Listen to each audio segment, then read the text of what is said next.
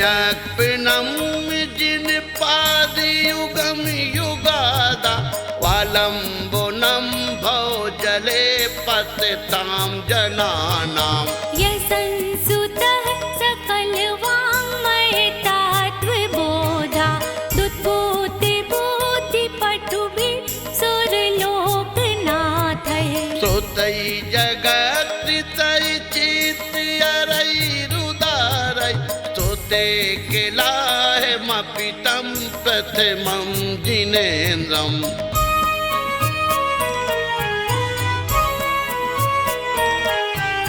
बुद्ध्या विनापि विबुधार्चितपादपीठ स्तोतुं समोद्यते मतिर्विगतित्रपोऽहम् वालं विहाय जलसंस्थितिमिन्दुबिम्बे मन्याकैच्छति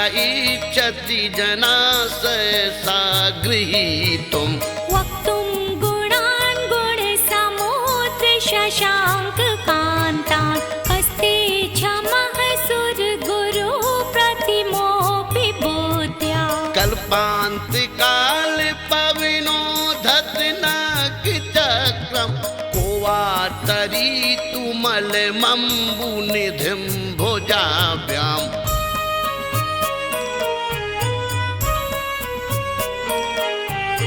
सोऽहं तथापि तव भक्तिवशान्मुनीश कर्तुं स्तुवं विगतशक्तिरपि प्रवर्तः प्रीत्यात्मवीर्यमविचार्य मृगो मृगेन्द्रं नावेति किं निजशिशो परिपालनार्थम् अल्पश्रुतं श्रुतवतां परिहासधाम त्वद्भक्तिरेव मुखरीकुरुते बलान् माम् यत् कोकिलाकिल मदौ मधुरं विरौति तच्चाम्रचारु कलिकानिकिरैकहेतु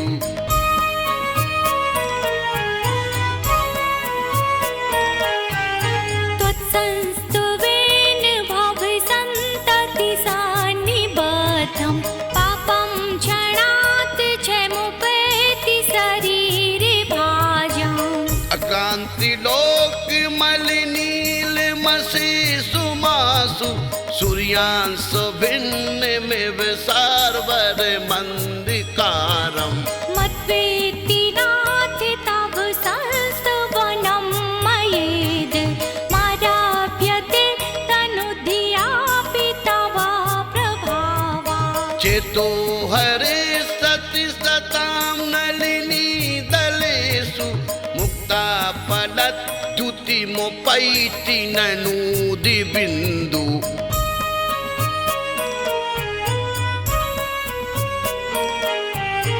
आस्तां तवस्त्वनमस्ति समस्तदोषं त्वत्सङ्घापि जगतां दुरितानि हन्ति तुरे सहस्रकिरणा कुरुते प्रवैव पद्माकरे सुजलिजान विकासि भाञ्जी नात्यद्भुतं भुवनभूषण भूतनाथ भूतैर्गुणैर्भुवि भवन्तमभीष्टवन्तः तुल्या भवन्ति भवतो ननु तेन किं वा भूत्याश्रितं ययेनात्मसमं करोति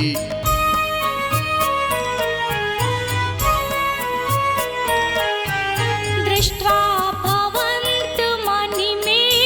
विलोकनीयं नान्यत्रितोषमुपयाति जनास्य चक्षुः पीत्वा पयाससिकरद्युतिदुग्धसिन्धो क्षारं जलं जलनिधेरसितुं कएचेत् यः शान्तिरागरुचिभिः स्फुरमाणुभिस्त्वं निर्मापिता स्त्रिभुवने किल लामे भूत तावन्त्येव खलु ते प्रणवा पृथिव्यां यत्ते समान मपरम नहीं रूप मस्त्री।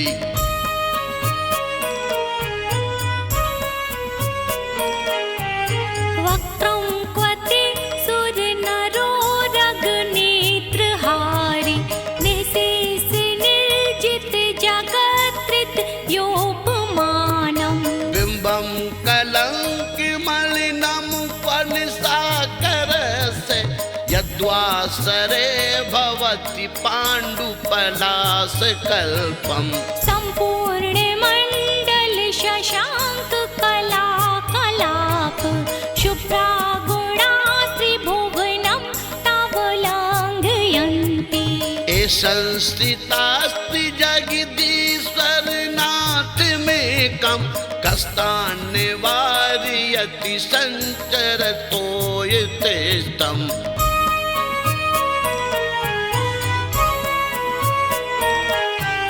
चित्रं किमात्र यदिते त्रिदशाङ्गनाभि नितं मना गपि मनो नाविकारमार्गम्। कल्पान्तिकाल मरुता चलिता चलेन किं मन्दराद्रिशिखरं चलितं कदाचित्। निर्धूमवर्तिरपवर्जित तैलपूरः कृत्स्नं जगात्रियमिदं प्रकटीकरोषि। गम्यो न जातु मरुतां चलिता चलानां दीपोपरस्वमसिनाति जगत्प्रकाशः।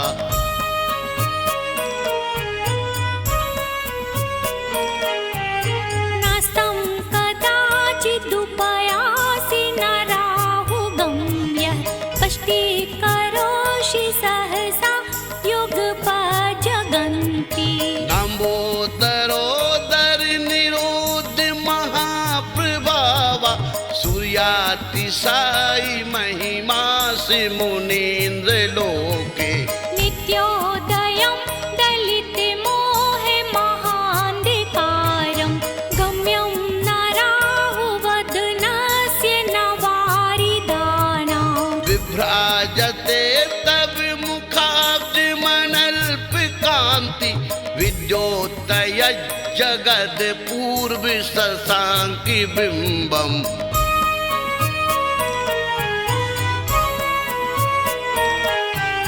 किं सर्वरीषु शशिनानि विवस्वता वा युष्मन् मुखेन्दुदलितेषु तमसुनाथ। निष्पन्नशालि वनशालिनि जीवलोके कार्यं कियज्जलधरैर्जलभारनम्रैः। ज्ञानं यथा द्विविभाति कृतावकाशं नैवं तथा हरिहरादिषु नायकेषु। तेजस्फुरन्मणिषु याति यथा महत्त्वं नैवं तु काञ्चि सकिले किरणाकुलेऽपि।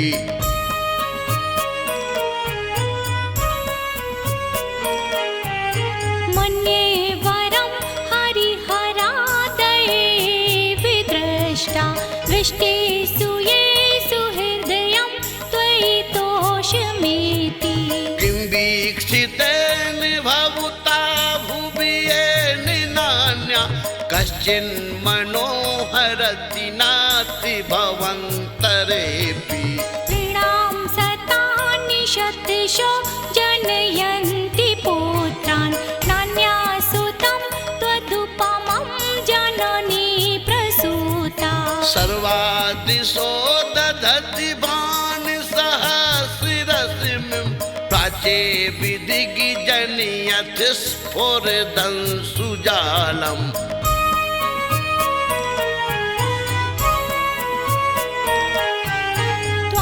त्वमामनन्ति मुनयः परमं पुमांस मादित्यवर्णममिलं तमसः पुरस्तात्। त्वमेव सम्यग् उपलब्ध भिजयन्ति मृत्युं नान्यः शिवासि विपदस्य मुनेन्द्र पन्था त्वमव्ययं विभुमचिन्त्यमसङ्ख्यमाद्यं ब्रह्माण्डमीश्वरमनन्तमनाङ्गकेतुं योगीश्वरं विदित्य योगिमनेकमेकं ज्ञानस्वरूपममिलं प्रवदन्ति सन्तः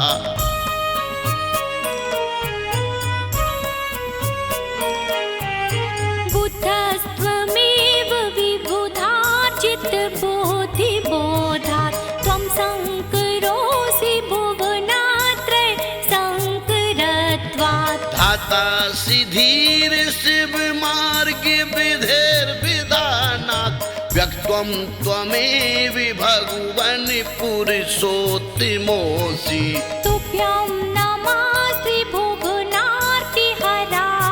नाथ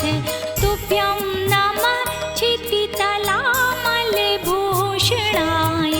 तुभ्यं नमस्त्रिजगता परमेश्वराय तुभ्यं नमो जिनभवो दधिशोषणाय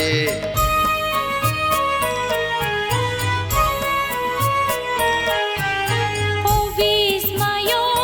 विस्मयोत्रयदिनामे गुणैर्शेषैः त्वं संस्कृतो निर्वकाशितया मुनीश दोषैरुपात् विविधाशैर्जात गर्वै स्वप्नान्तरेऽपि न कदाचिदपीक्षितोऽसि उच्चैर्षोक्तितरुसंसृतिमुन्मयूख मा भाति रूपममिलं भवतो नितान्तं स्वष्टोलसत्किरणमस्तितमो वितानं बिम्बं रवेर्विपयोधर पार्श्ववर्ति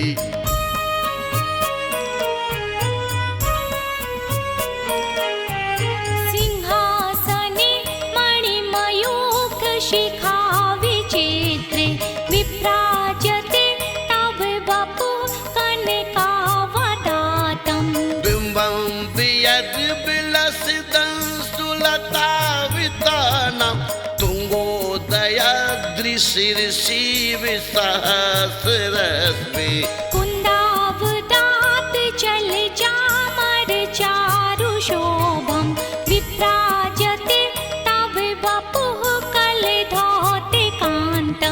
उद्यच्छ शाङ्कशुचिनिर्जरवारिधार मुच्चैस्तटं सुरगिरिर्विशातिकौम्बम्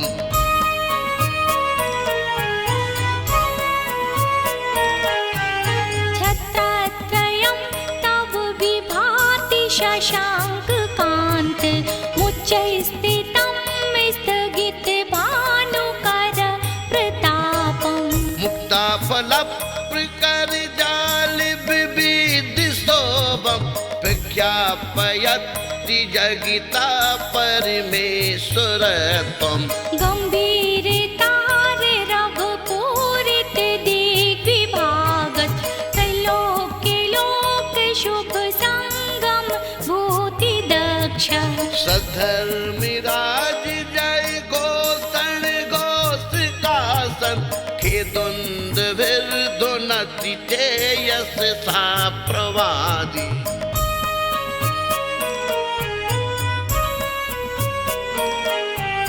मंदार सुंदर नमेरु सुपारिजात संतान काति कुसुमोत्कर वृष्टिरोधा गंधोद बिंद शुभ मंद मरुत प्रपाता दिव्या देवा पतति ते बच शाम तत्रेवा सुभद प्रभावलय भूरि विभाविभोस्ति लोकत्रये द्युतिमतां द्युतिमा क्षिपन्ति दिवाकर निरंतर भूरि संख्या दीप्त्या जयत्यपि निशामपि सौम्य सौम्यम्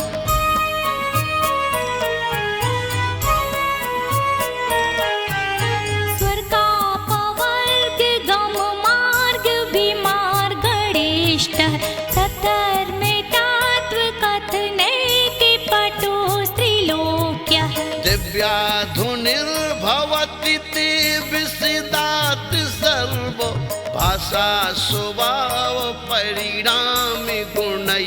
प्रयोज्या पुनीन्द्र है मनोभ पंकज पुंज कांति पर्युल्ल सन्नख मयूख शिखा विरामो पदौ पदानि तब यत्र जिनेन्द्र दत्ता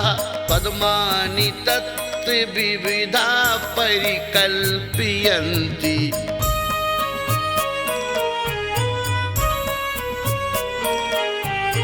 इत्थं यथा तव विभूतिर्भोजनेन्द्र धर्मोपदेशन विधौ न तथा परस्य यदक् प्रभादिन कृता प्रहितान्कारा तदक् कुतो ग्रहे गणस्य विकासिनोऽपि च्युतन्मदा विलोले कपोले मूल मत भ्रमत् भ्रमरनाद विव्राति कोपम् ऐरावताभिमिव मुद्दत मा पतन्तं दृष्ट्वा भयं भवति नो भवोदासितानाम्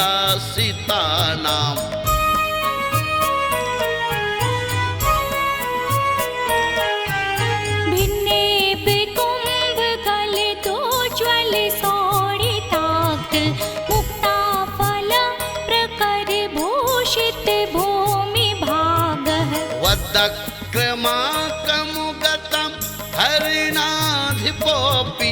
नाक्रामतीक्रमयुगाचल संस्थितं ते कल्पान्ते काल पवनो त्वत्मति कल्पं दावानलं ज्वलितमोज्ज्वलमोत्स्फुलिङ्गम् विश्वं जिगासुमिव सम्मुखमापतन्तं त्वन्नामकीर्तन जलमु समियत्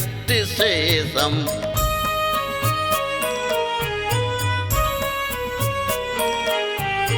रक्ते क्षणं समद्कोकिलकण्ठनीलं क्रोधोद्वतं फणिनिमुत्फणमापतन्तम् अकामतीकमयुगे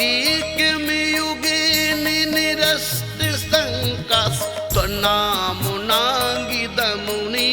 हर्यस्य पुंसा वल्गातुराङ्ग गज गर्जित भीमनाद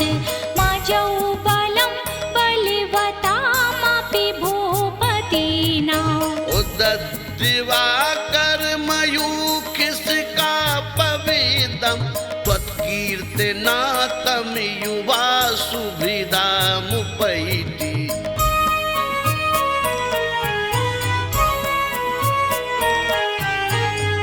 कुन्ताग्रभिन्न गज शाणित वारिवाह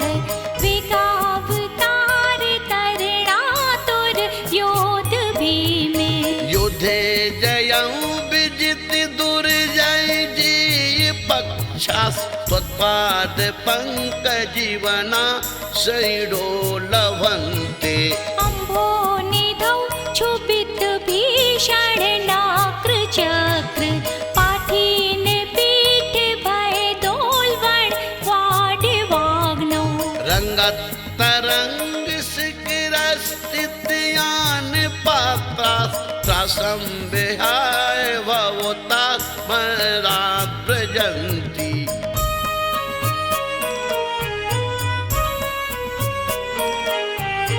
उद्भूत भीषण जलोदर भार भोग्न सोच्यं दशा मुपगताच्युत जीविताशः तुदपाद पंकज रजो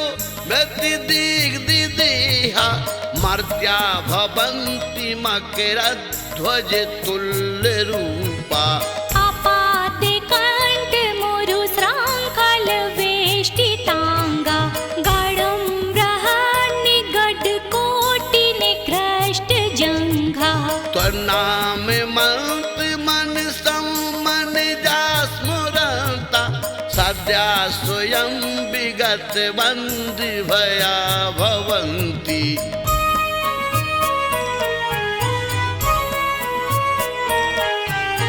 मत्ता द्वीपेन्द्र मृगिराज दवान लाहि, संग्रामे वारिधि महोदर बंधनोथम। तस्यासु नास्तिमुपया भयं भीव, यस्तावकंस्तौमिवं मतिमानिधीते। स्रोतस्रजं तव जिनेन्द्र गुणैर्निबद्धां, भक्त्या मया रुचिर्वर्ण विचित्र पुष्पां। धत्ते जनो यैः कण्ठगतामजस्रं, तम्मान तुङ्गिमवशासिमुपैति लक्ष्मी। तम्मान तुङ्गमवशा समुपैति लक्ष्मी। तम्मान तुङ्गिमवशासिमुपैति लक्ष्मी। तम्मान तुङ्गिमवशासिमुपैति लक्ष्मी।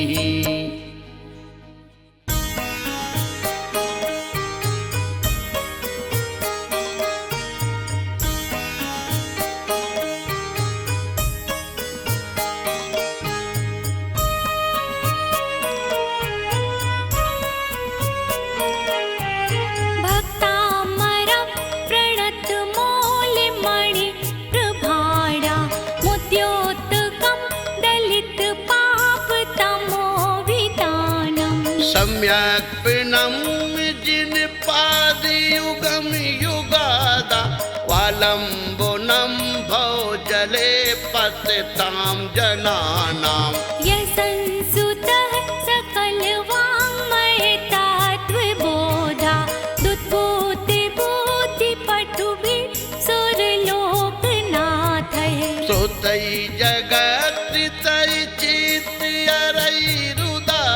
स्तुते किलाहमपि तं प्रथमं जिनेन्द्रम्।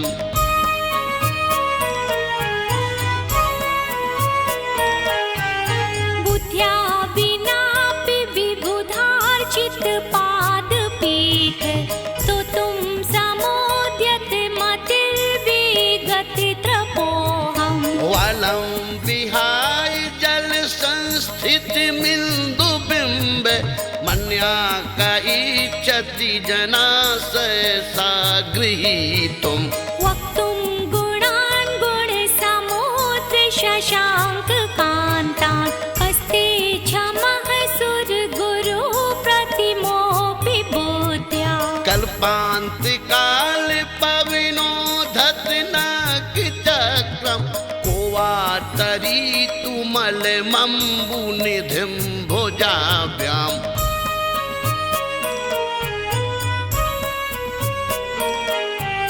सोऽहं तथापि तव भक्तिवशान्मुनीश,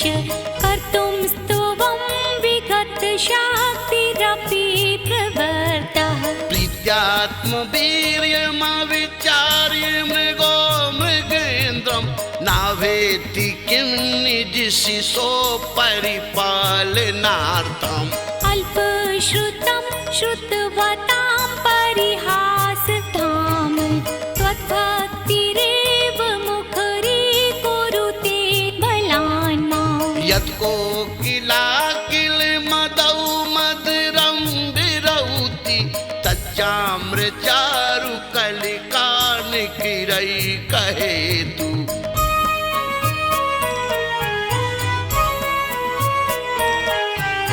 त्वत्संस्तुवेन भवसन्ततिसन्निबद्धं, पापं क्षणात् क्षमुपेति शरीरे भाजाम्। अकान्तिलोकमलिनीलमसि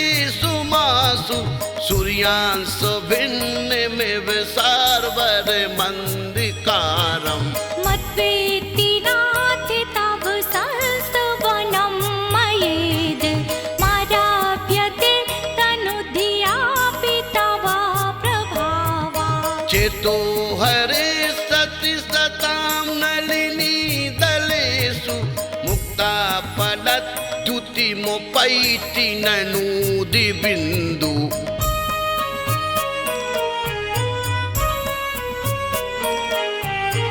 आस्तां तवास्त वनमास्त समस्त दोषं त्वत्सङ्घथापि जगतां दुरितानि हन्ति तुरे सहस्र किरणा कुरुते प्रवैव पद्माकरे सुजलि जाने विकासि भांजी नात्यद्भुतं भुवनभूषण भूतनाथ भूतैर्गुणैर्भुवि भवन्तमभीष्टवन्तः तुल्या भवन्ति भवतो ननु तेन किंबा भूत्याश्रितं ययः नात्म समं करोति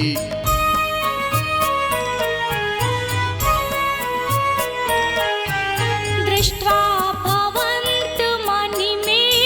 विलोकनीयं नान्यत्रितोषमुपयाति जनास्य चक्षुः पीत्वा पयाससि करद्युतिदुग्ध सिन्धो क्षारं जलं जलनिधेरसितुं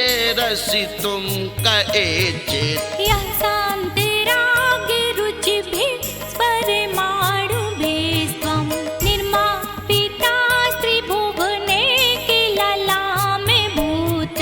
तावन्त्येव खलु ते पिण्वा पृथिव्यां यत्ते समानमपरं नहि रूपमस्त्री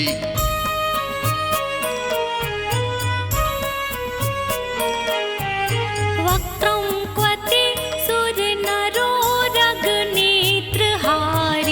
निशेष निर्जित जगत्कृत योपमानं बिम्बं कलङ्कमलिनं पनिसाकरस्य यद्वासरे भवति पाण्डुपलाशकल्पम् सम्पूर्णमण्डल शशाङ्क कलाकलाप शुभ्रा गुणा त्रिभुवनं तावलङ्घयन्ति संस्थितास्ति जगदीश्वरनाथमेकं कष्टान् निवारयति सञ्चरतो यथेष्टम्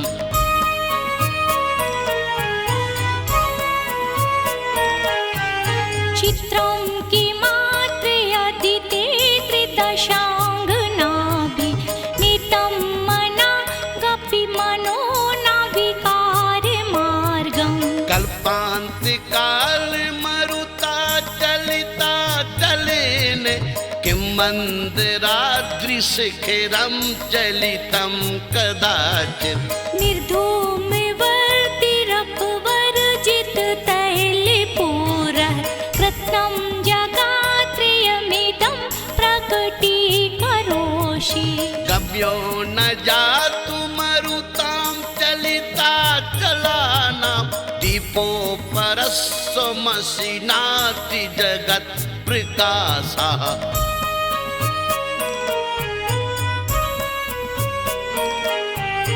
नास्तं कदाचिदुपयासि नराहुगम्यः स्पष्टीकरोषि सहसा युगपजगन्ति लम्बोदरोदर निरोध महाप्रभावा सूर्यातिशायि महिमासि मुनीन्द्र लोके नित्योदयं दलितमोहे महान्धिकारं गम्यं नराहुवदनस्य नवारिदानां विभ्राजते तव मुखाब्जमनल्पकान्ति विद्योतय जगद पूर्व शशाङ्कि बिम्बम्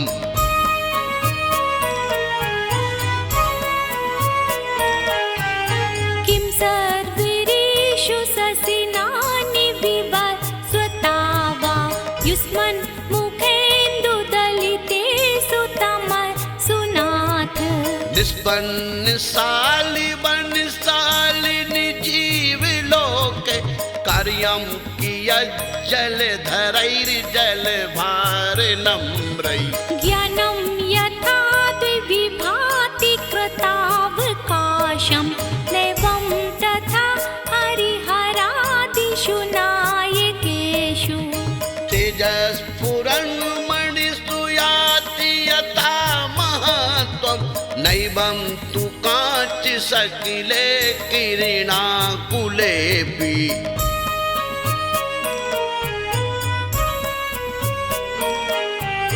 मन्ये वरं हरिहरादये विद्रष्टा दृष्टेषु येषु हृदयं त्वयि तोषमेति किं वीक्षितेन भवता भुवि येन नान्या कश्चिन्मनोहरति नास्ति भवन्तरेऽपि नृणां शतानि शतशो जनयन्ति पुत्रान् नान्यासुतं त्वदुपमं जननी प्रसूता सर्वादिशो दधति भानुसहस्ररश्मिं प्राचे विदिग्जनयति स्फुरदंशुजालम्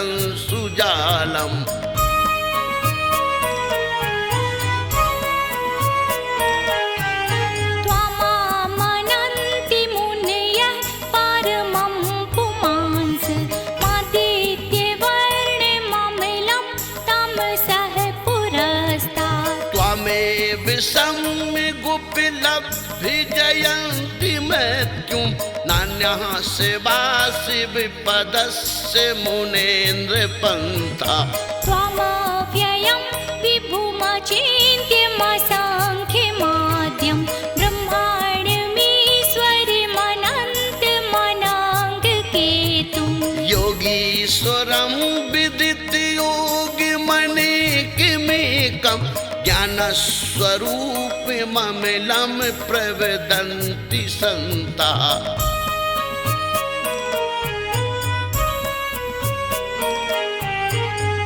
बुद्धस्त्वमेव विबुधार्जितबुद्धिबोधात् त्वं शङ्करोऽसि भुवनात्रय शङ्करत्वात् धाता सिद्धिर् शिवमार्गे विधिर्विधानात् व्यक्त्वं त्वमेव भगवन् पुरुषोत्तमोऽसि तुभ्यं नमस्ते भुवनार्तिहराय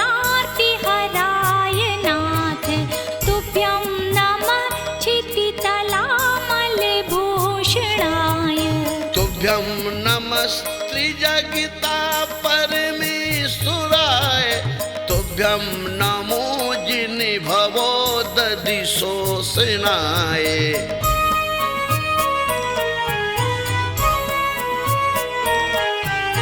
ओ विस्मयोऽद्वयदिनामे गुणैर्विशेषैः त्वं संस्कृतो निर्वकाशितया मुनीश दोषैरुपात विविधाशैर्जात गर्वै स्वप्नान्तरेऽपि न कदाचिदपीक्षितोऽसि उच्चैर्षोक्तितरुसंसृतिमुन्मयोः मा भाति रूपममिलं भवतो नितान्तम् स्वष्टोलसत्किरणमस्तितमो वितानं बिम्बं रवेर्विपयोधर पार्श्ववर्ति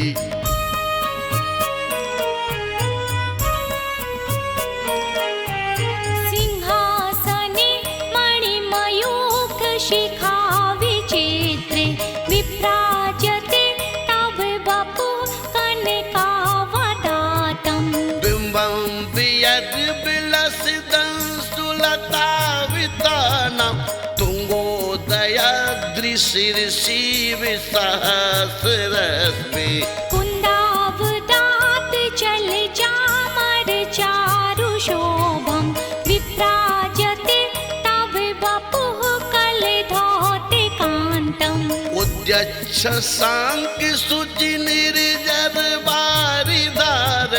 मुच्चैस्तटं सुरगिरिर्विशातिकौम्बम्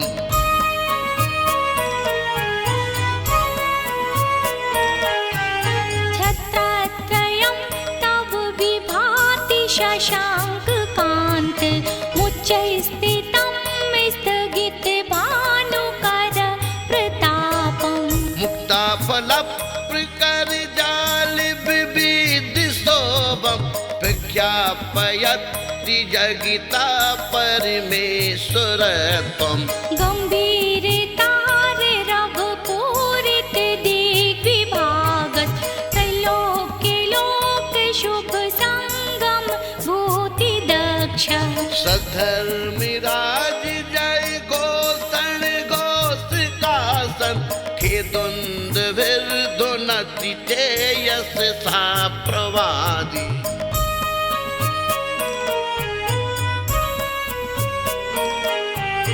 मंदार सुंदर नमेरु सुपारिजात संतान काति कुसुमोत्कर वृष्टिरुद्धा गंधोद बिंद शुभ मंद मरुत प्रपाता दिव्या देवा पतति ते बच शाम तत्रेवा सुपथ प्रभावलय भूरि विभावि भोस्ति लोकत्रये द्युतिमतां द्युतिमा क्षिपन्ति दिवाकर निरंतर भूरि संख्या दीप्त्या जयत्यपि निशामपि सौम्य सौम्याम्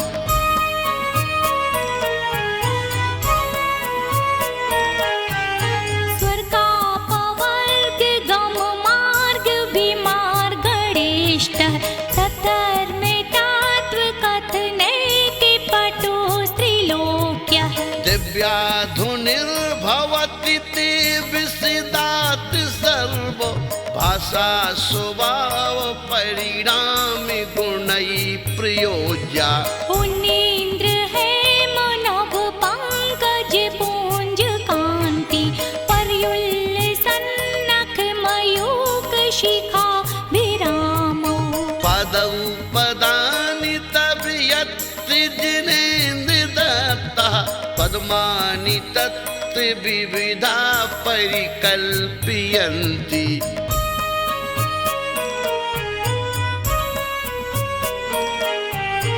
इत्थं यथा तव विभूतिर्भोजिनेन्द्र धर्मोपदेशन विधौ न तथा परस्य यदक् प्रभादिनिकृता प्रहितान्कारा तदक् कुतो ग्रहे गणस्य विकासिनोऽपि च्युतन्मदा विलोले कपोले मूल मत भ्रमत भ्रमरनाद विव्राति कोपम् ऐरावता विमुद्यत मा पतन्तं दृष्ट्वा भयं भवति नो भवोदासितानाम्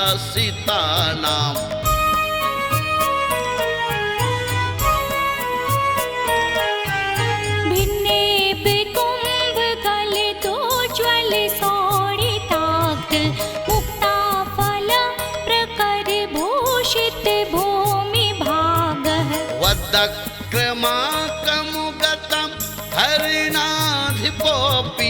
नाक्रामतीक्रमयुगाचल संस्थितं ते कल्पान्ते काल पवनो त्वत्मति कल्पं दावानलं ज्वलितमोज्ज्वलमोत्स्फुलिङ्गम् विश्वं जिगासुमिव सम्मुखमापतन्तं त्वन्नामकीर्तन जलमु समियत्ति शेषम्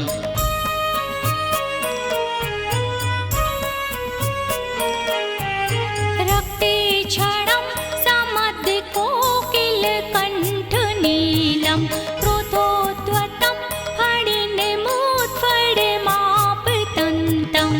अकामतीकमियुगे निरस्तशङ्कास् त्वन्नामुनाङ्गिदमुनि हर्यस्य पुंसा वल्गतुरंग गज गर्जित भीमनाद माजौ बलं बलवतामपि भूपतीनाम् उदद्दिवाकर मयूखिसका पविदं त्वत्कीर्तनातं युवासु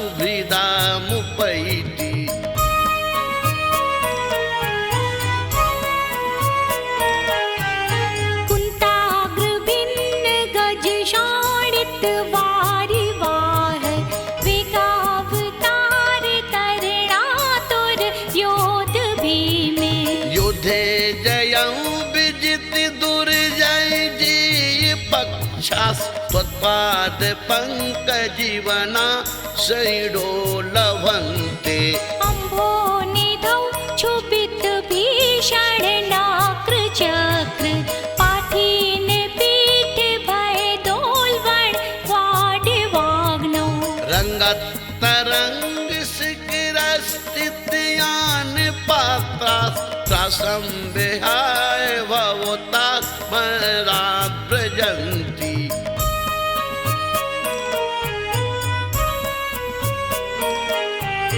उद्भूत भीषण जलोदर भार भोग्न शोच्यं दशा मुपगताच्युत जीविताशः त्वत्पाद पङ्कज रजो मृत्युदिग्दिदेहा मर्त्या भवन्ति मकरध्वज तुल्यरूपा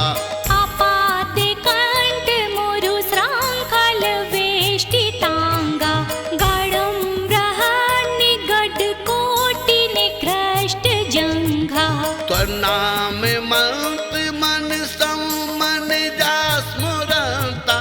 सद्या स्वयं विगत बन्धि भया भवन्ति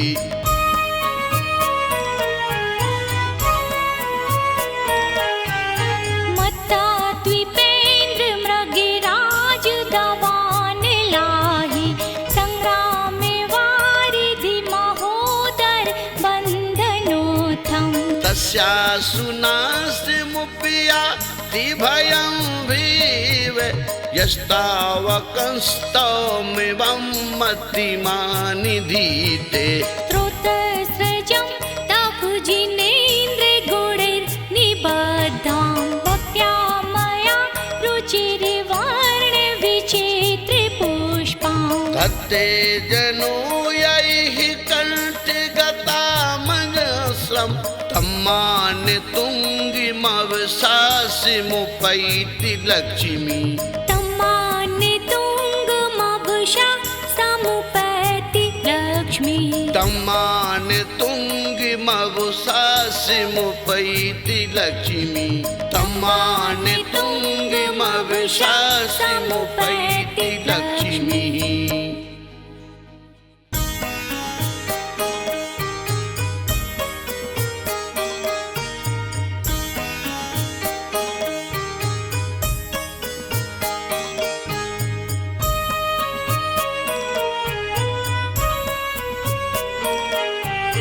भक्तामरं प्रणतमौलिमणि प्रभारा मुद्योत्तकं दलितपापतमोवितानं सम्यक् प्रणम्य जिनपादयुगं युगादा वालम्बनं भवजले पतितां जनानां यसंसुतः सकलवाङ्मयतात्त्वबोधा दुद्बोधिबोधिपटुभिः सुरलोकनाथैः श्रुतै जगत्रितै चित्यरैरुदारै स्तुते किलाहमपि तं प्रथमं जिनेन्द्रम्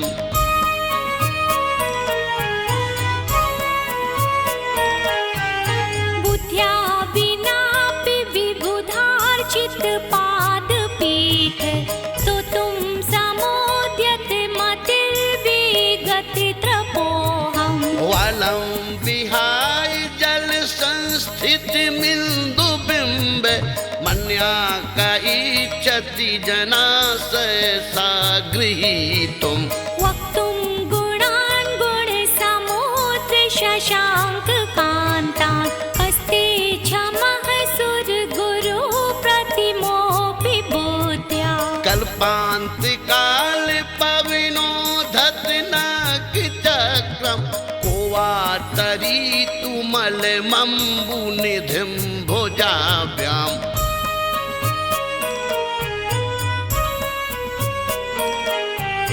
सोऽहं तथापि तव भक्तिवशान्मुनीश कर्तुं स्तुवं विगतशक्तिरपि प्रवर्तः प्रीत्यात्मवीर्यमविचार्य मृगो मृगेन्द्रं नावेति किं निजशिशो परिपालनार्थम् अल्पश्रुतं श्रुतवतां परिहासधाम त्वद्भक्तिरेव मुखरीकुरुते बलान् माम् यत्कोकिलाकिलमदौ मधुरं विरौति तच्चाम्रचारुकलिकानिकिरैकहेतु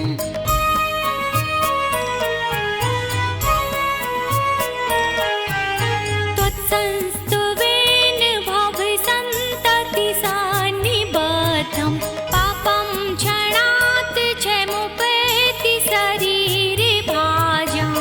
अक्रान्तिलोकमलिनीलमशीषुमासु सूर्यांशो भिन्नमिव सार्वरमन्दिकारम् मत्वेति नाथ तव संस्तवनं मयेद्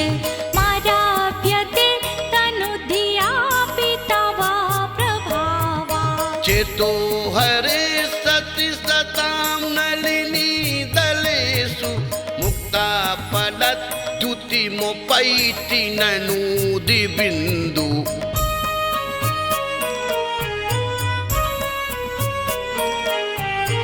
आस्तां तवस्त्वनमस्ति समस्तदोषं त्वत्सङ्घापि जगतां दुरितानि हन्ति दूरे सहस्रकिरणा कुरुते प्रवैव पद्माकरे सुजलिजानि विकासि वाञ्जी नात्यद्भुतं भुवनभूषण भूतनाथ भूतैर्गुणैर्भुवि भवन्तमभीष्टवन्तः तुल्या भवन्ति भवतो ननु तेन किं वा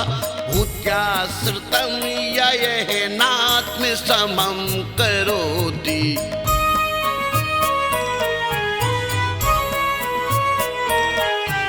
दृष्ट्वा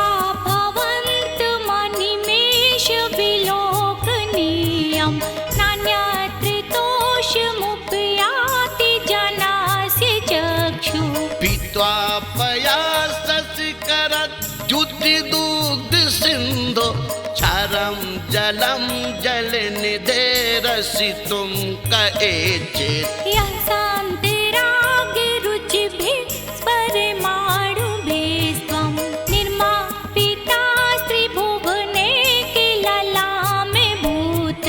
तावन्ति एव खलु ते पिण्वा पृथिव्यां यत्ते समानमपरं नहि रूपमस्त्री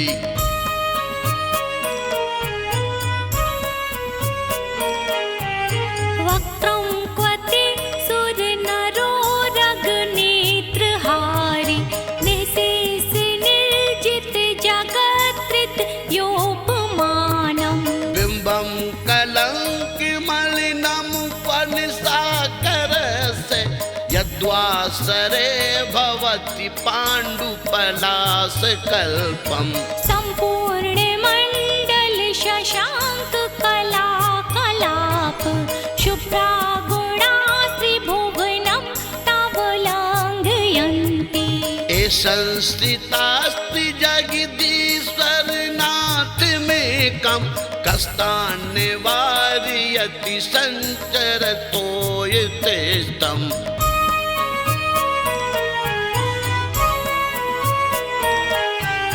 चित्रं किमात्र यदिते त्रिदशाङ्गनाभि नितं मना गपि मनो नाविकारमार्गम् कल्पान्तिकालमरुता चलिता चलेन किं मन्दराद्रिशिखिरं चलितं कदाचित् निर्धूमवर्तिरपवर्जित तैलपूरः कृत्स्नं जगात्रियमिदं प्रकटीकरोषि गम्यो न जातु मरुतां चलिता चलानां दीपो परस्वमसिनाति जगत्प्रकाशः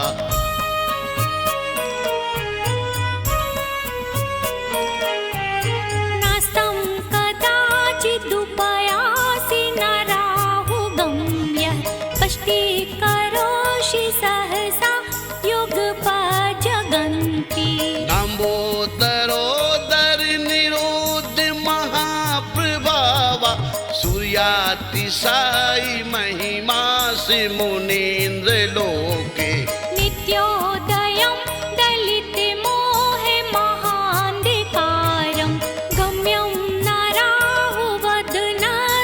नवारिदानां विभ्राजते तव मुखाब्जमनल्पकान्ति विद्योतय जगद पूर्व शशाङ्कि बिम्बम्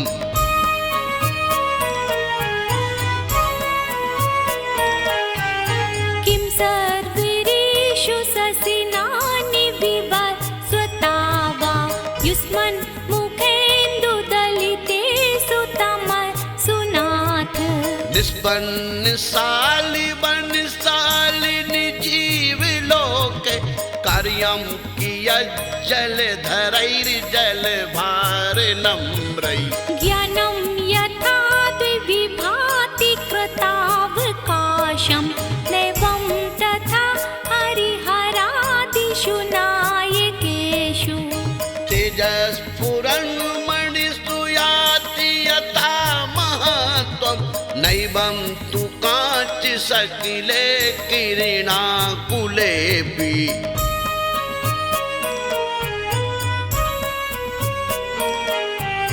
मन्ये वरं हरिहरादये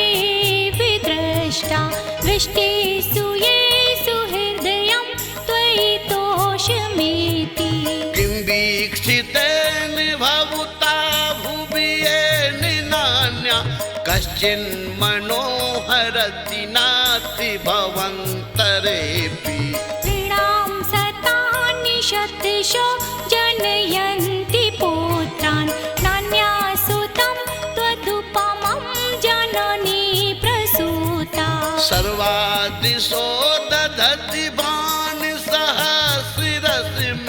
प्राचे विदिग्जनयत् स्फुरदंशुजालम्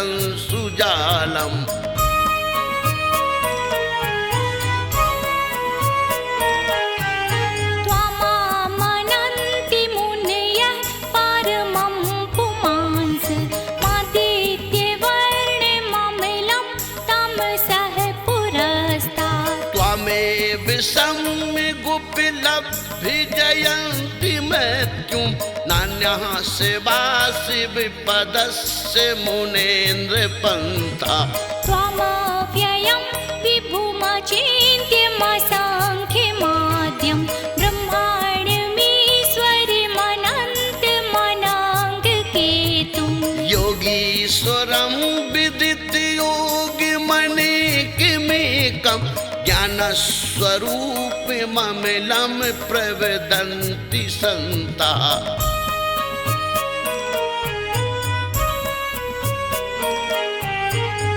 बुद्धस्त्वमेव विबुधार्जितबुद्धिबोधात् त्वं शङ्करोऽसि भुवनात्रय शङ्करत्वात् धाता सिद्धिर् शिवमार्ग विधिर्विधानात् व्यक्त्वं त्वमेव भगवन् पुरुषोत्तमोऽसि तुभ्यं नमः श्रीभुवनार्तिहराय नाथ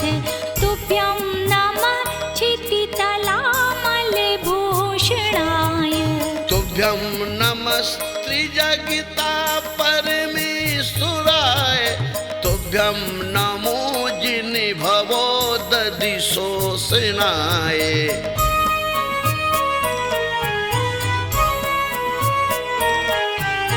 ओ विस्मयोद्वयदिनामे गुणैर्शेषैः त्वं संस्कृतो निर्वकाशितया मुनीश दोषैरुपात विविधाशैर्जात गर्वै स्वप्नान्तरेऽपि न कदाचिदपीक्षितोऽसि उच्चैर्षोक्तितरुसंसृतिमुन्मयोग मा भाति रूपममिलं भवतो नितान्तम् स्वष्टोलसत्किरणमस्तितमो वितानं बिम्बं रवेर्विपयोधर पार्श्ववर्ति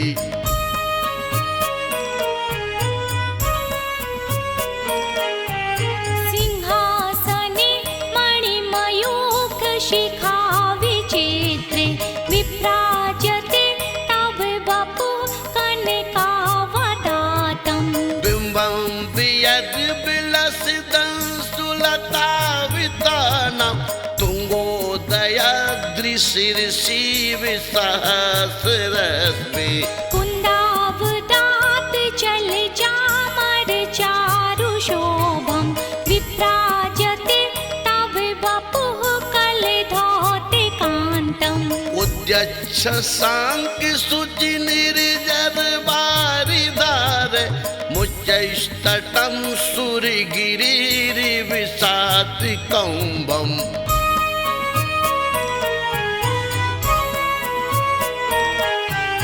छत्रत्रयं तव विभाति शशाङ्ककान्त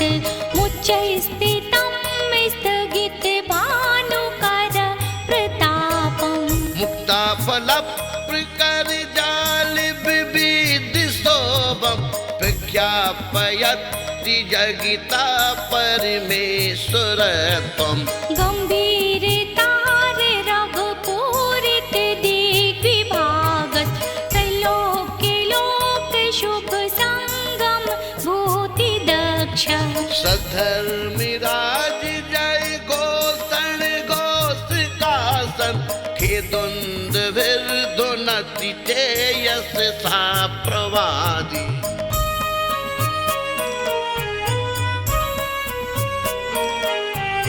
मंदार सुंदर नमेरु सुपारिजात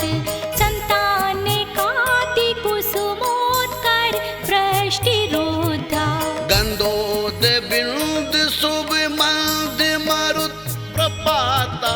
दिव्या देवा पतति ते बच शाम तत्रेवा सुभद प्रभावलय भूरि विभावि भोस्ति लोकत्रये द्युतिमतां द्युतिमा क्षिपन्ति रुद्र दिवाकर निरंतर भूरि संख्या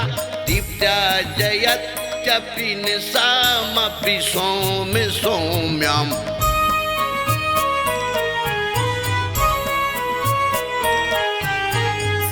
स्वर्गापवर्ग गम मार्ग विमार्गणेष्ट सधर्मे तत्त्व कथनैति पटु स्त्रीलोक्यः दिव्याधुनिर्भवति ते विसिदात् सर्व भाषा स्वभाव परिणामि गुणैः प्रयोज्या पुनीन्द्र हेम नभ पंकज पुंज कांति पर्युल्ल सन्नख मयूख शिखा विरामो पदौ पदानि तव यत्र जिनेन्द्र दत्तः पद्मानि तत्र विविधा परिकल्पयन्ति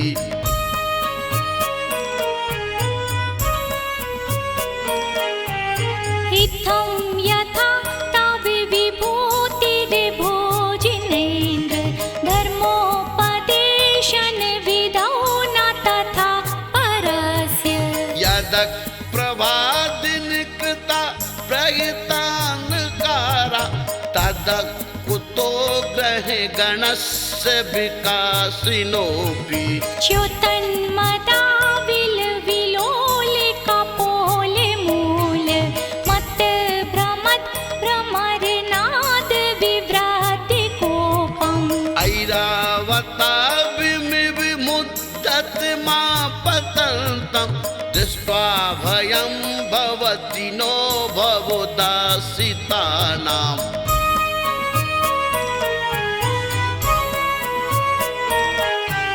भिन्नेभ कुम्भ गलितोज्ज्वल शोणिताक् मुक्ताफल प्रकर भूषित भूमि भागः वदक्रमाकमुगतं हरिणाधिपोऽपि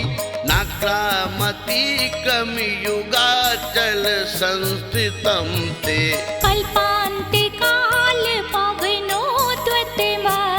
कल्पं दावानलं ज्वलितमोज्ज्वलमोत्स्फुलिङ्गम् विश्वं जिगसुमिविसम्मुखमापतन्तं त्वन्नामकीर्तन जलमु समियत् शेषम्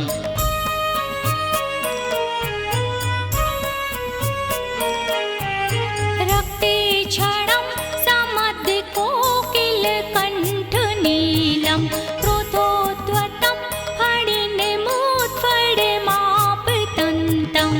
अकामतीकमियुगेनि निरस्तिशङ्कास्त्वन्नामुनाङ्गिदमुनि हर्यस्य पुंसा वल्गातुराङ्ग गज गर्जित भीमनाद माजौ बलं बलवतामपि भूपतीनाम् उद्दद्दिवाकर्मयूखिस्कापवेदं त्वत्कीर्तनातं युवा सुहृदामुपैति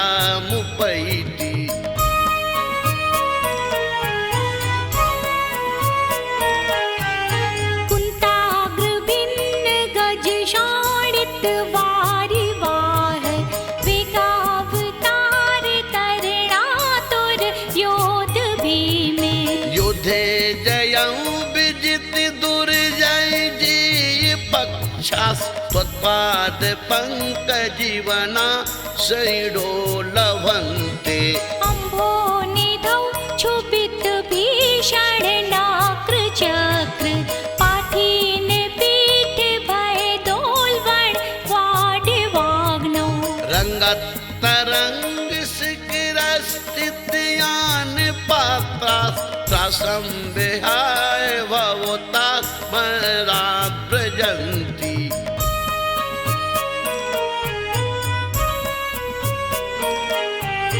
उद्भूत भीषण जलोदर भार भोग्न सोच्यं दशा मुपगताच्युत जीविताशः त्वत्पाद पङ्कज रजो मृत्युदिग्दिदेहा मर्त्या भवन्ति मकरध्वज तुल्यरूपा आपादकण्ठ मुरु श्रृङ्खल वेष्टिताङ्गा गाढं बृहन्निगडकोटि निकृष्ट जङ्घा त्वन्नाम मन्त्र मनसं मनजा स्मरन्ता सद्या स्वयं विगत बन्धुभया भवन्ति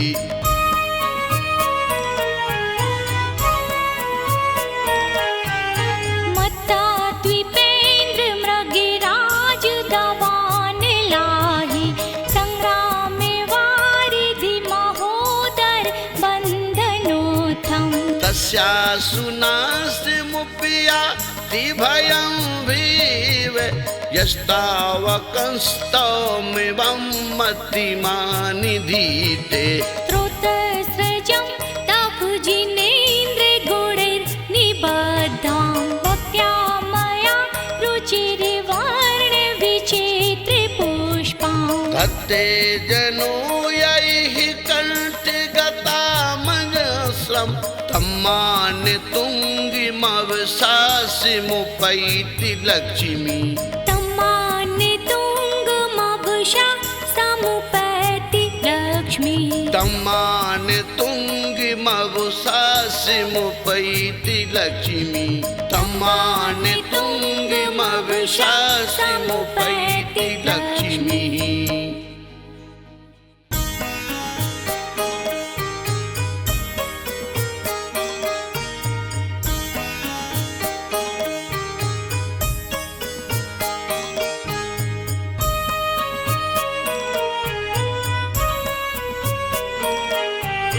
भक्तामरं प्रणतमौलिमणि प्रभाडा मुद्योत्तकं दलितपापतमोवितानं सम्यक् प्रणम्य जिनपादयुगं युगादा वालम्बनं भवजले पतितां जनानां यसंसुतः सकलवाङ्मय तत्त्वबोधा दुद्बुद्धिबुद्धिपटुभिः सुरलोकनाथैः श्रुतै जगत्रितै चित्यरैरुदारै स्तुते किलाहमपि तं प्रथमं जिनेन्द्रम्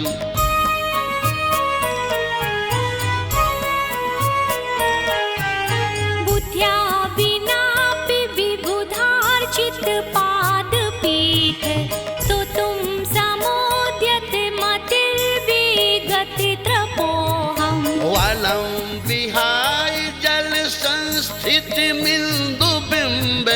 मन्या कईचति जना सहसा गृहीतुम् वक्तुं गुणान् गुणसमुद्र शशाङ्ककान्तान् हस्ते क्षमः सुरगुरु प्रतिमोऽपि बुद्ध्या कल्पान्तिकाल पविनोदत नखचक्रम् को वा तरीतुमलमम्बुनिधिं भुजाभ्याम्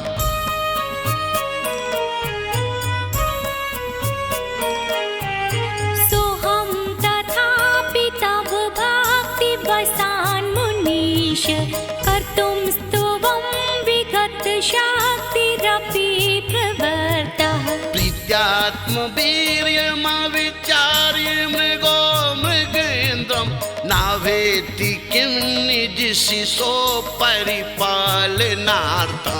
अल्पश्रुतं श्रुतवतां परिहासधाम त्वद्भक्तिरेव मुखरीकुरुते बलान् माम् यत्कोकिलाकिल मदौ मधुरं विरौति तच्चाम्रचारु कलिकानिकिरै कहेतु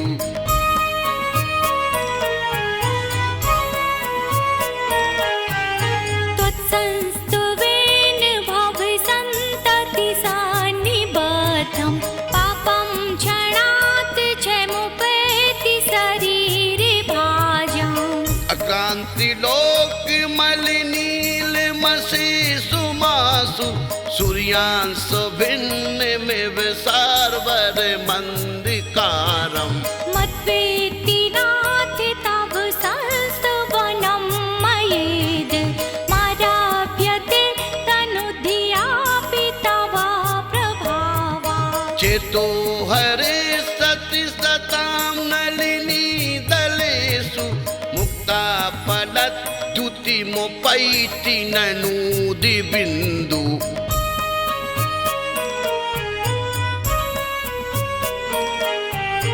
आस्तां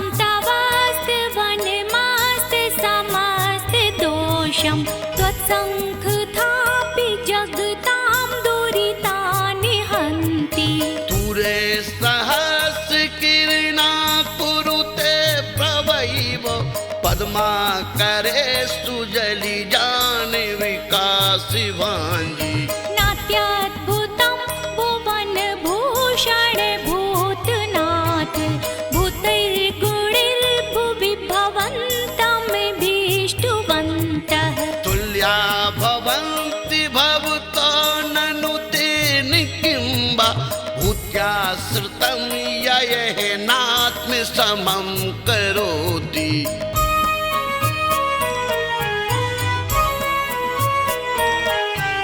दृष्ट्वा भवन्तमनिमेषविलोकनीयं नान्यत्रितोषमुपयाति जनास्य चक्षुः पीत्वा पयाससिकरद्युतिदुग्धसिन्धो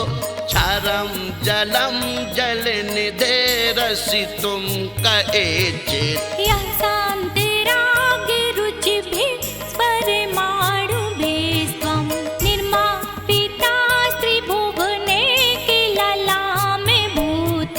तावन्ति एव खलु ते पिण्वा पृथिव्यां यत्ते समानमपरं नहि रूपमस्त्री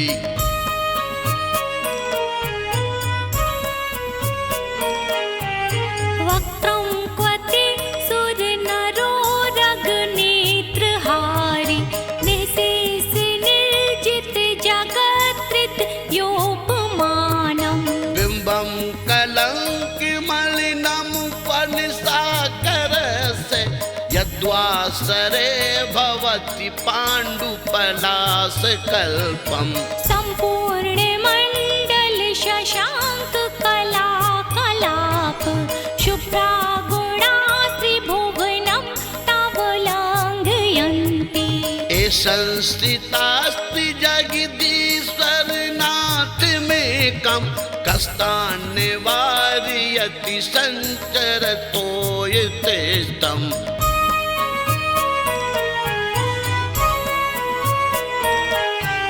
चित्रं किमात्रयदिते त्रिदशाङ्गनाभि नीतं मना गपि मनो नाविकारमार्गम्। कल्पान्तिकाल मरुता चलिता चलेन किं मन्दराद्रिशिखिरं चलितं कदाचित्। निर्धूमवर्तिरपवर्जित तैलपूरः कृत्स्नं जगात्रयमिदं प्रकटीकरोषि। गम्यो न जातु मरुतां चलिता चलानां दीपोपरस्वमसि नाति जगत्प्रकाशः।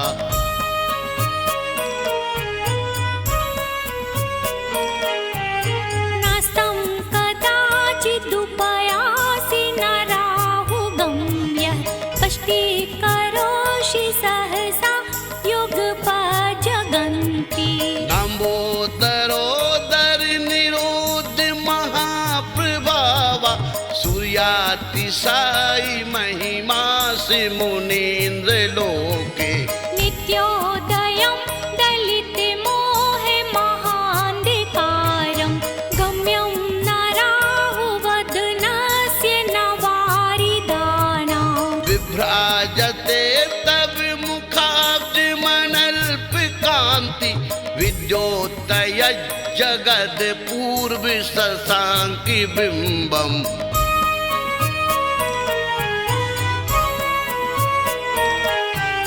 किं सर्वरीषु ससिनानि विवस्वता वा युष्मन् मुखेन्दुदलितेषु तमसुनाथ। निष्पन्नशालि वनशालिनि जीवलोके कार्यं कियज्जलधरैर्जलभारनम्रैः। ज्ञानं यथा द्विविभाति कृतावकाशं नैवं तथा हरिहरादिषु नायकेषु। तेजस्फुरन्मणिषु याति यथा महत्त्वं नैवं तु काञ्चि सकिले किरणाकुलेऽपि।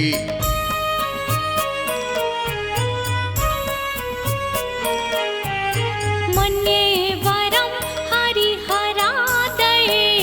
विदृष्टा दृष्टेषु येषु हृदयं त्वयि तोषमेति। किं वीक्षितेन भवता भुवि येन नान्या कश्चिन्मनोहरति नास्ति भवन्तरेऽपि। नृणां शतानि शतशो जनयन्ति पुत्रान् नान्यासुतं त्वदुपमं जननी प्रसूता। सर्वादिशो दधति भानुसहस्ररश्मिं प्राचे विदिग्जनयत् स्फुरदंशुजालम्।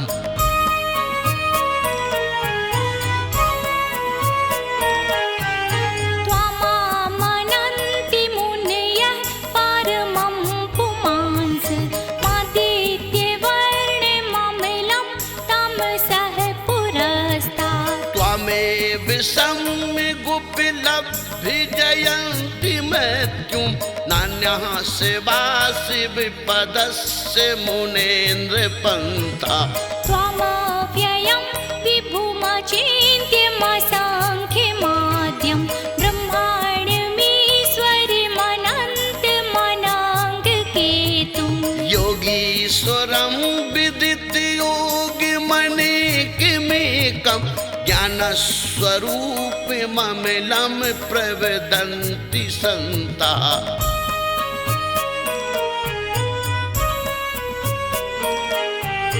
बुद्धस्त्वमेव विबुधार्जित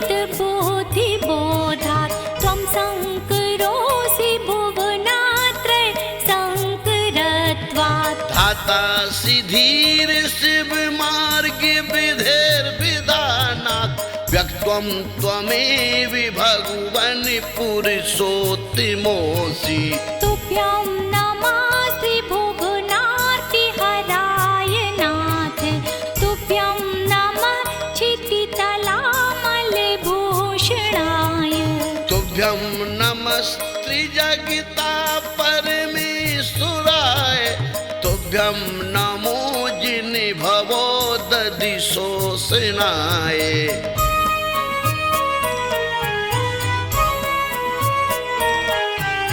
ओ विस्मयोद्वयदिनामे गुणैर्शेषैः त्वं संस्तृतो निर्वकाशितया मुनीश। दोषैरुपात् विविधाशैर्जात गर्भैः स्वप्नान्तरेऽपि न कदाचिदपीक्षितोऽसि। उच्चैर्षोक्तरुसंसृतिमुन्मयूख मा भाति रूपममलं भवतो नितान्तम्। स्वष्टोलसत्किरणमस्तितमो वितानं बिम्बं रवेर्विपयोधर पार्श्ववर्ति।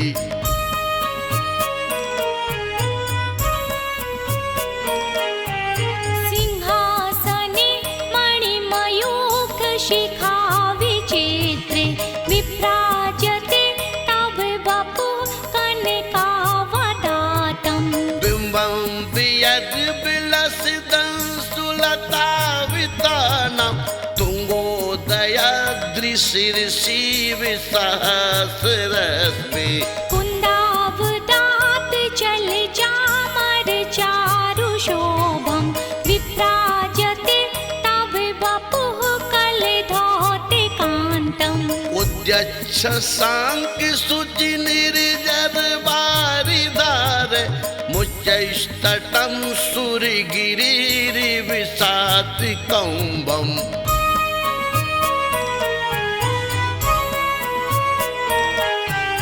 छत्रत्रयं तव विभाति शशाङ्ककान्त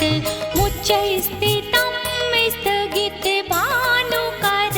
प्रतापम्। मुक्ताफलप्रकरजालविविधशोभं प्रख्यापयति जगिता परमेश्वरत्वम्। गम्भीरतार रघुपूरित दिग्विभागत त्रैलोक्यलोक शुभ संगम भूतिदक्ष। सधर्मिराज जय घोषण घोषकासन खेदुन्दभिर्धुनति ते यशसा प्रवादि।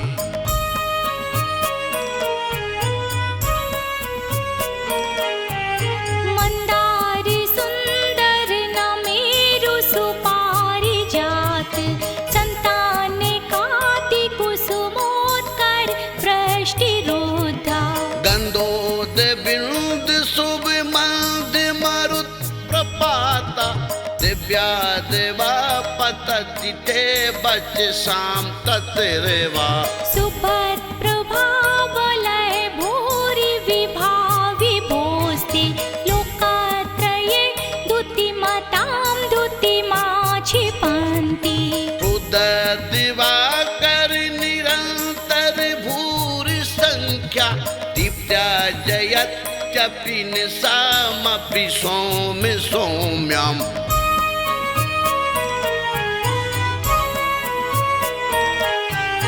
स्वर्गापवर्ग गम मार्ग विमार्गणेष्ट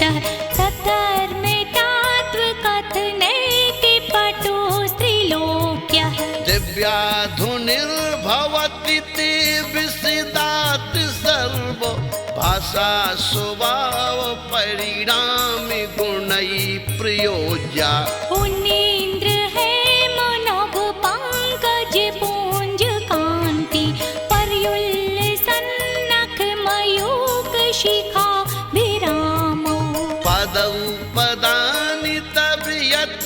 जिनेन्द्र दत्तः पद्मानि तत् विविधा परिकल्पयन्ति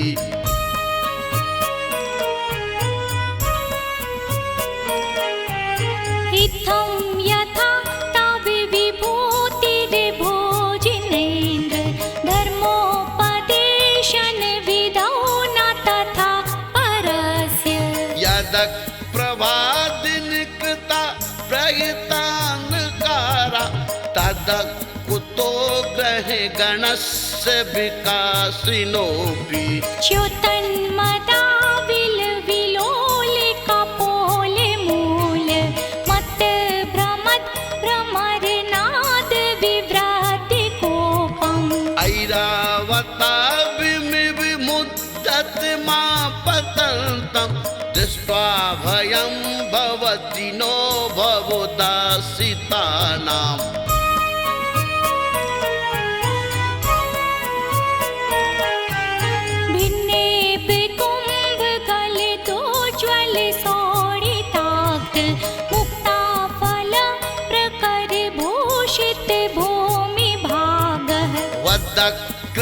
वदक्रमाकमुगतं हरिणाधिपोऽपि नाक्रामतीक्रमयुगाचल संस्थितं ते कल्पान्तिकाल पवनोद्वतमति कल्पं दावानलं ज्वलितमोज्ज्वलमोज्ज्वलिङ्गम् विश्वं जिगसुमिविसम्मुखमापतन्तं त्वन्नामुकीर्तने जलमु समियत्ति शेषम्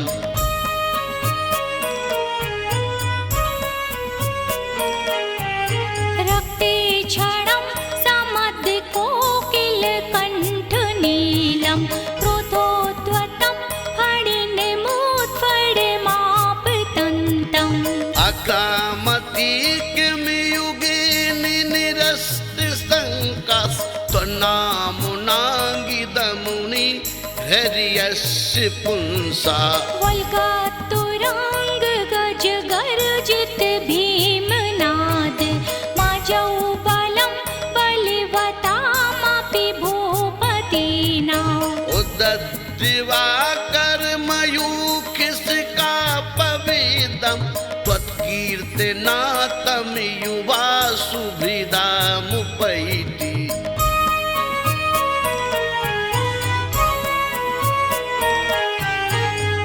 कुन्ताग्रभिन्न गज शाणित वारिवाह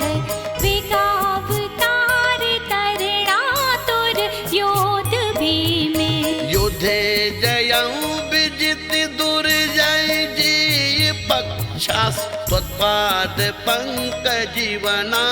शैडो लभन्ते अम्भो निधौ क्षुभित भीषण नाक्र चक्र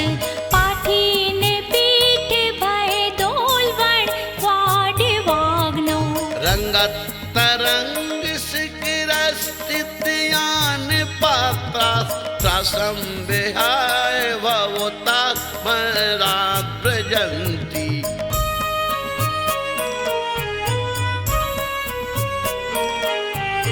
उद्भूत भीषण जलोदर भार भोग्न सोच्यं दशा मुपगताच्युत जीविताशः त्वत्पाद पंकज रजो मृत्युदिग्दिदेहा मर्त्या भवन्ति मकरध्वज तुल्यरूपा आपादकण्ठ मुरु श्रृङ्खल वेष्टिताङ्गा गाढं बृहन्निगडकोटि निकृष्ट जङ्घा त्वन्नाम मन्त्र मनसं मनजा स्मरन्ता सद्या स्वयं विगत बन्दिभया भवन्ति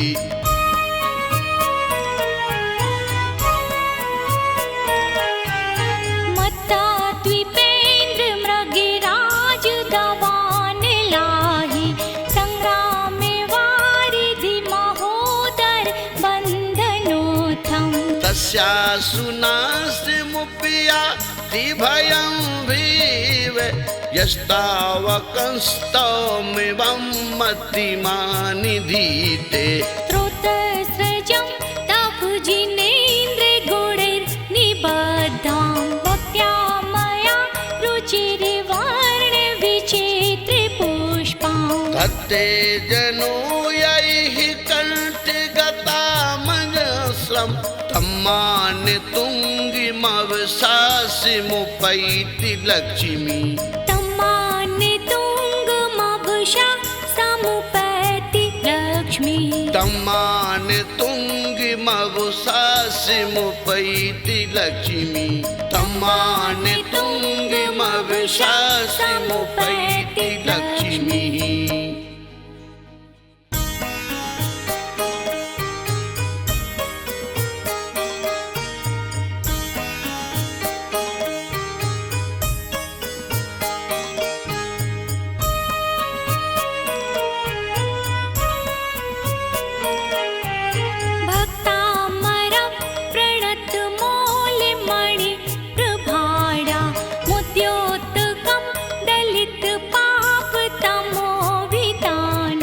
सम्यक् प्रणम्य जिन पादयुगं युगादा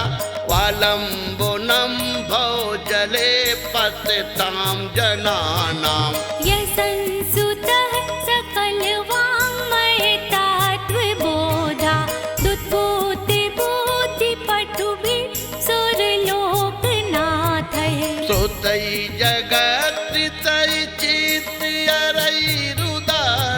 स्तुते किलाहमपि तं प्रथमं जिनेन्द्रम्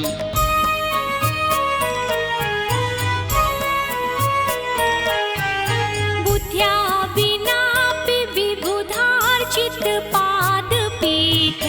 स्तोतुं समोद्यते मतिर्विगतित्रपोऽहम् वालं विहाय जलसंस्थितिमिन्दुबिम्बे मन्याकैच्छति जनाशयसा गृहीतुम् वक्तुं गुणान् गुणसमुद्रशशाङ्ककान्तान् हस्ते क्षमः सुरगुरु प्रतिमोऽपि बुद्ध्या कल्पान्तिकाले पविनोदति नागचक्रं को वा तरीतुमलमम्बुनिधिं भुजाभ्याम्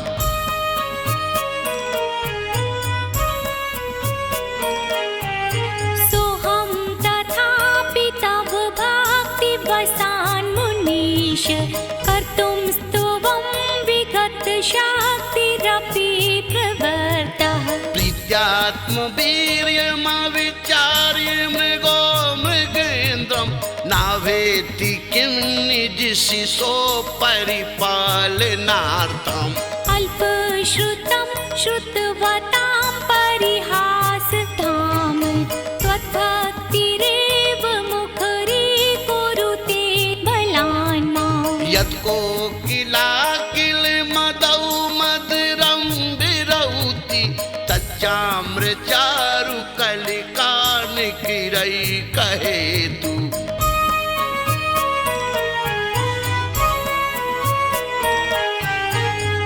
त्वत्संस्तुवेन भवसन्ततिसान्निबद्धं पापं क्षणात् क्षमुपेति शरीरे भाजाम् अक्रान्तिलोकमलिनीलमशिशुमासु सूर्यांशु भिन्नमिव सार्वरमन्दिकारम् मद्वेति नाथ तव संस्तवनं मयेद् माराभ्यते तनुधियापि तव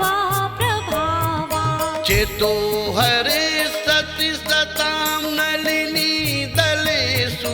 मुक्ता फलद्युतिमुपैति ननूदि बिन्दु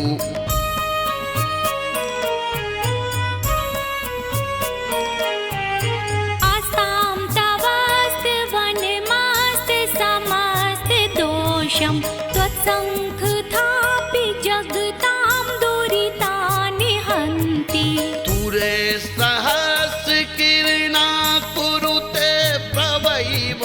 पद्म क्षमा करे सुजली जान विकास भांजी नात्याद्भुतं भुवन भूषण भूतनाथ भूतैर्गुणैर्भुवि भवन्तमभीष्टवन्तः तुल्या भवन्ति भवतो ननु तेन किंबा भूत्याश्रितं ययः नात्मसमं करोति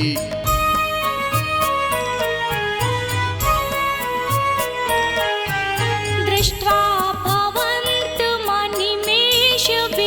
भवन्तमनिमेषविलोकनीयं नान्यत्रितोषमुपयाति जनास्य चक्षुः पीत्वा पयाससिकरद्युतिदुग्ध सिन्धो क्षारं जलं जलनिधेरसितुं कएचित् यः शान्तिरागरुचिभिः स्फुरमाणुभिस्त्वं निर्मापिता त्रिभुवने किल लामिभूत तावन्ति एव खलु ते पिण्वा पृथिव्यां यत्ते समानमपरं नहि रूपमस्त्री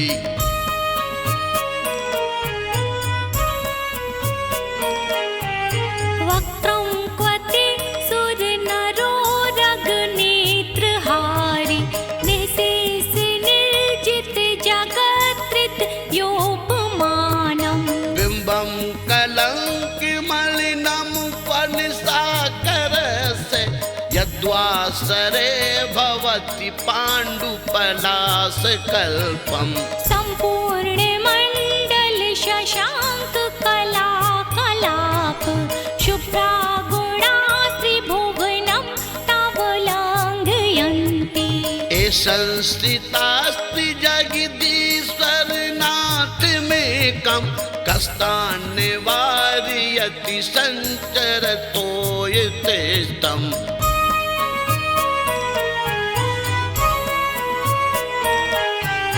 चित्रं किमात्रयदिते त्रिदशाङ्गनाभि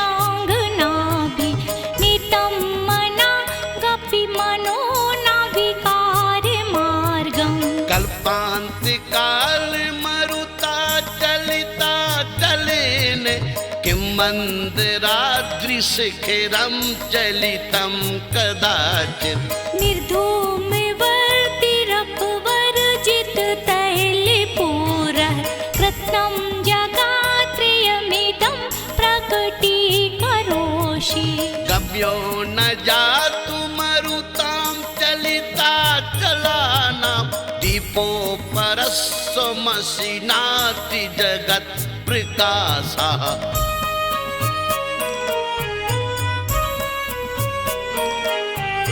नास्तं कदाचिदुपयासि नराहुगम्य कष्टीकरोषि सहसा युगपजगन्ति लम्बोदरोदर निरोध महाप्रभाव सूर्यातिशायि महिमासि मुनीन्द्र लोके नित्योदयं दलितमोहे महान्धिकारं गम्यं नराहुवदनस्य नवारिदानां विभ्राजते तव मुखाब्जमनल्पकान्ति विद्योतय जगद पूर्व शशाङ्कि बिम्बम्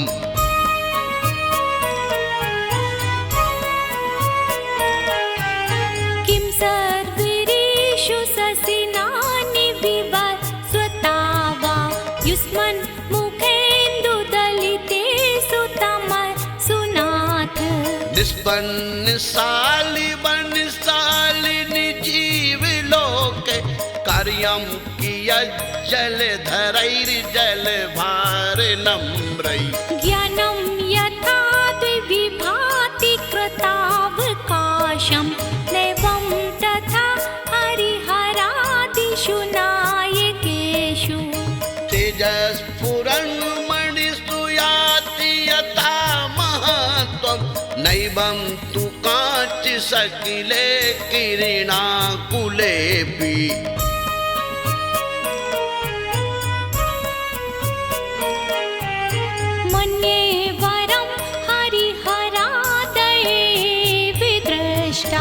दृष्टेषु येषु हृदयं त्वयि तोषमेति किं वीक्षितेन भवता भुवि येन नान्या कश्चिन्मनोहरति नास्ति भवन्तरेऽपि नृणां सतानि शतशो जनयन्ति पुत्रान् नान्यासुतं त्वदुपमं जननी प्रसूता सर्वादिशो दधति भानुसहस्ररश्मिं प्राचे विदिग्जनयत् स्फुरदंशुजालम्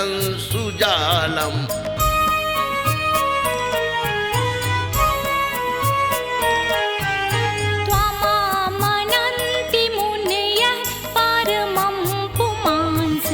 मादित्यवर्णममिलं तमसः पुरस्तात् त्वमेव सम्यगुपलब्धिजयन्ति मृत्युं नान्यः शिवासि विपदस्य मुनेन्द्रपन्था त्वमव्ययं विभुमचिन्त्यमसङ्ख्यमाद्यं ब्रह्माण्डमीश्वरमनन्तमनाङ्गकेतुं योगीश्वरं विदितयोगिमनेकमेकं ज्ञानस्वरूपममिलं प्रवदन्ति सन्तः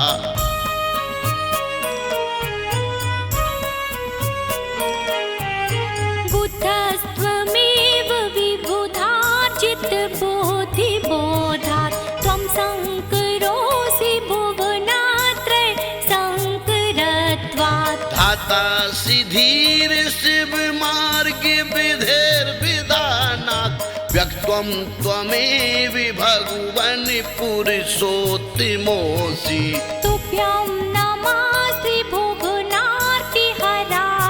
नाथ तुभ्यं नमः क्षितितलामलभूषणाय तुभ्यं नमस्त्रिजगिता परमेश्वराय तुभ्यं नमो जिनभवो दधिशोषणाय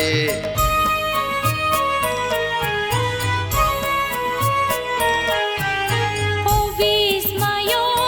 विस्मयोऽत्रयदिनामे गुणैर्शेषैः त्वं संस्कृतो निर्वकाशितया मुनीश दोषैरुपात् विविधाशैर्जात गर्वै स्वप्नान्तरेऽपि न कदाचिदपीक्षितोऽसि उच्चैर्षोक्तितरुसंसृतिमुन्मयूख मा भाति रूपममिलं भवतो नितान्तम् स्वष्टोलसत्किरणमस्तितमो वितानं बिम्बं रवेर्विपयोधर पार्श्ववर्ति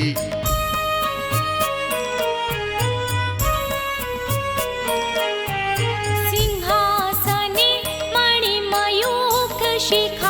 विचित्रे विभ्राजते तव वपुः कनकावदातम् बिम्बं वियद्विलसितंसुलतावितानं तुङ्गोदयाद्रिशिरसि कुन्दावदात् चलचामर चारुशोभं विभ्राजते तव वपुः कलधौतिकान्तम् उद्यच्छ शाङ्कशुचिनिर्जरवारिधार मुच्चैस्तटं सुरगिरिर्विशातिकौम्बम्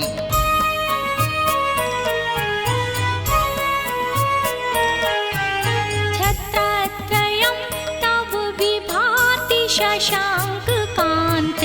मुच्चैस्थितं स्थगितभानुकर प्रतापम् मुक्ताफलप्रकरजालविविधशोभं प्रख्यापयति जगिता परमेश्वरत्वम् गम्भीरतार रघुपूरित दिग्विभागत् त्रैलोक्य लोक शुभ संगम भूति दक्ष सधर्मिराज जय घोष भेदुन्दभिर्धुनति ते यस्य सा प्रवादी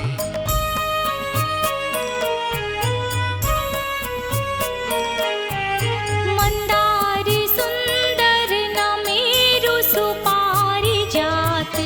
संतान काति कुसुमोत्कर वृष्टिरोधा गंधोद बिंद शुभ मंद मरुत प्रपाता दिव्या देवा पतति ते बच शाम तत्रेवा सुपथ प्रभावलय भूरि विभावि भोस्ति लोकत्रये दुतिमतां दुतिमा क्षिपन्ति दिवाकर निरंतर भूरि संख्या दीप्त्या जयत्यपि निशामपि सौम्य सौम्यम्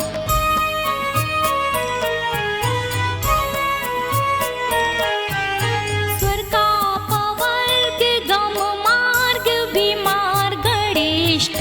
सधर्मे तत्त्व कथनैति पटु स्त्रीलोक्यः दिव्याधुनिर्भवति ते विसिदात् सर्व भाषा स्वभाव परिणामि गुणै प्रयोज्या उन्नीन्द्र हेम नभ पंकज पुंज कांति पर्युल्ल सन्नख मयूक शिखा विरामो पदौ पदानि तव यत्र जिनेन्द्र दत्तः पद्मानि तत्र विविधा परिकल्पयन्ति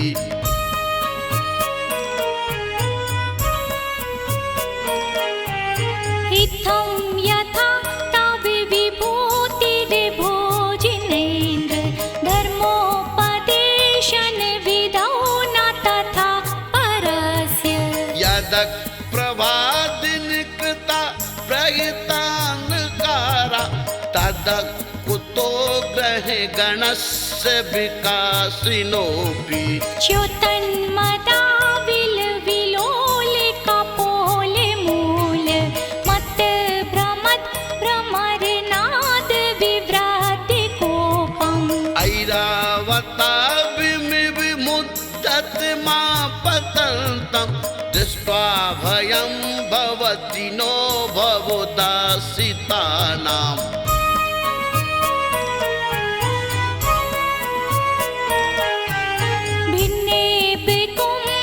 कुंभकलितोज्ज्वल शोणिताक्ट मुक्ता फल प्रकर भूषित भूमि भागः वदक्रमाकमुगतं हरिणाधिपोऽपि नाक्रामतीकमियुगाचल संस्थितं ते कल्पान्ते काल पवनोद्वतमति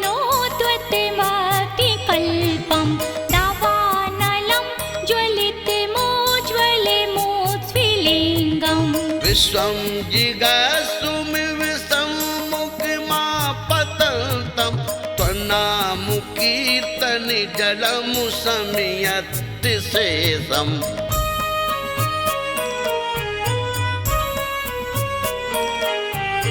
रक्ते क्षणं समद्कोकिलकण्ठनीलं क्रोधोद्वतं फणिनिमुत्फणमापतन्तम्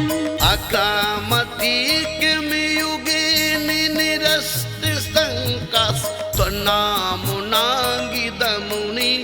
हर्यस्य पुंसा वल्गतुरङ्ग गज गर्जित भीमनाद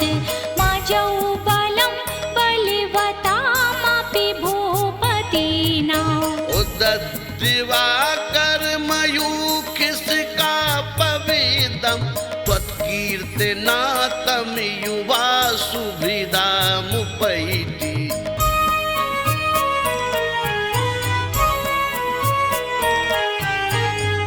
कुन्ताग्रभिन्न गज शोणित वारिवाह वेगावतार तरणातुर योध भीमे युद्धे जयं विजित दुर्जय जीय पक्षास् त्वत्पाद पंकजीवना सैडो लभन्ते अम्भो निधौ क्षुभित भीषण नाक्र चक्र पाठीन पीठ भय दोलवण वाड वाग्नौ रंगत तरंग शिखरस्थित्यान पात्रा त्रासं विहाय भवता मरात् व्रजन्ति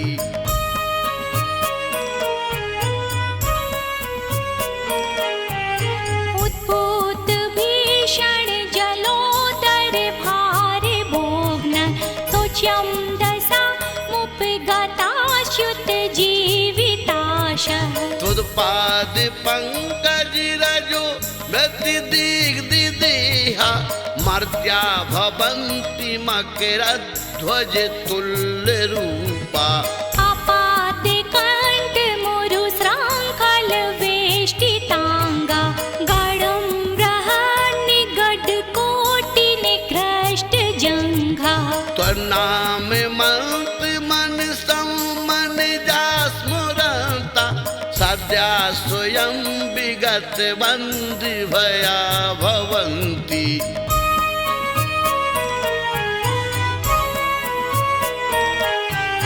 मत्ता द्विपेन्द्र मृगराज दवान लाहि